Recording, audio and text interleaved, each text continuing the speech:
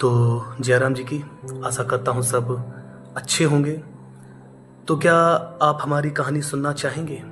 जवाब होगा नहीं, क्योंकि हम वो लोग हैं जो दुनिया की भीड़ में कहीं गुम होकर रह जाते हैं। हमारे किस्से सुनाए नहीं जाते, हमारे किस्से अक्सर लोग ताना मारने के लिए इस्तेमाल किया करते हैं, क्योंकि हम हकीकत जानते हुए भी बड़े सपने देखा करते हैं।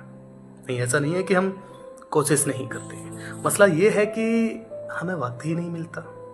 किसी के सपने जमाने के तानों से परेशान होकर दम तोड़ देते हैं, तो कोई अपनों की खातिर अपने सपनों का गला घोंट देता है।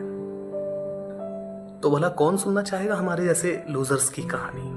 शायद इसीलिए हमारे किस्से सुनाए नहीं जाते, शायद इसीलिए हम दुनिया की भीड़ में कहीं गुम होकर रह जाते हैं।